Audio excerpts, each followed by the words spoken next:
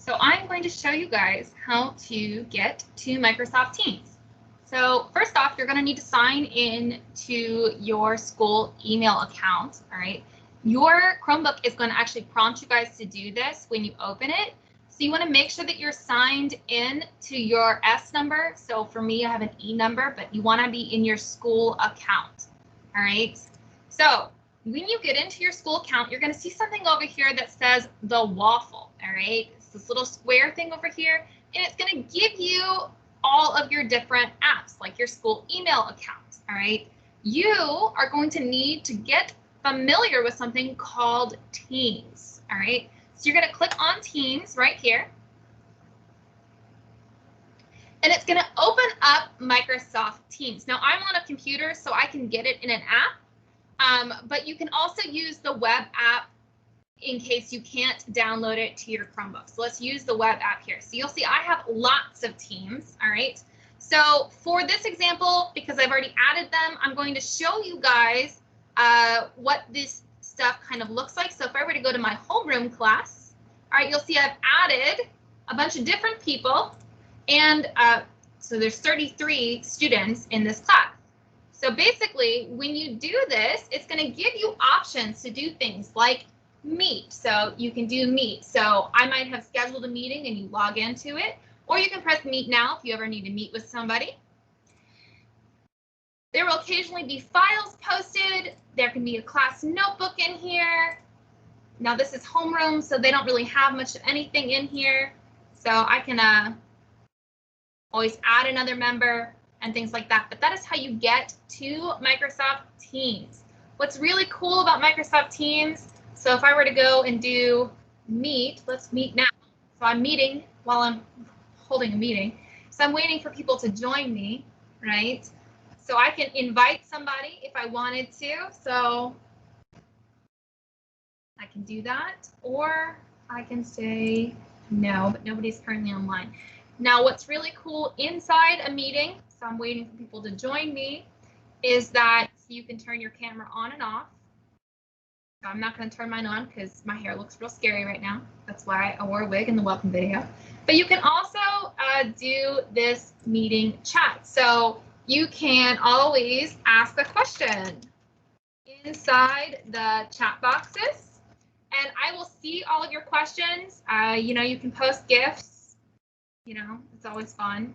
So send that because exciting things. And you can reply to other people. So you can give them little reactions. So, you know, I really love this GIF. Give it a heart. I like it. It made me sad because you don't like Pokemon, you know, whatever. Maybe it makes you angry because I'm referencing it. I don't really know. All right. You can also post links to things. You can share things to your email. You can even translate something. So let's say I said ask a question. I can translate that if I wanted to. Now I'd have to pick something to translate it to. Now my computer translates everything to English. So I guess let me see if I write hola, right? Let me see if that'll translate for me. Translate to hello. Look at that. So we do have that. So if you have your computer personally set up in another language, it will translate that stuff for you in the chat message. It also means that if you post something in another language, I can translate it just as well. So don't be posting anything inappropriate in here. What's really cool about this is you can share your screen. So if I have you guys do presentations, I might have you share your screen so we can see what you've been working on, or if you have a problem with something, you know, when we do tutorials, you can log into Teams, you can show me what you're having trouble with, and I can hopefully walk you through how to fix it. Now, you can also have meeting notes. I can see your device settings. So I have all of these different options for when we do videos. So lots of cool things can be going on. And so that is the basis of Microsoft Teams. Now, unlike Google Classroom, I will add all of you to my Teams account. Hang up and leave this meeting.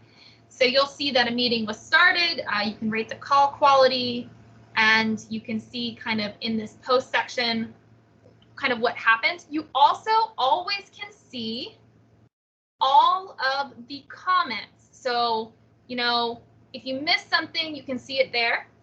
And I will film and record some of our meetings. So like if I'm going over notes or something important, I will record it.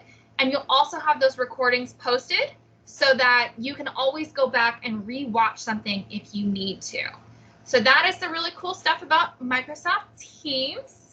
All right, so you can see in my activity, I got all kinds of stuff going on because we have lots of things going on in our teams. So for my biology students that are obviously not homeroom, you are going to be added into those classes. I was going to be waiting until this weekend just to make sure that your schedules are finalized and I have everybody in the right class. So don't panic if you don't see that you're in that Teams group.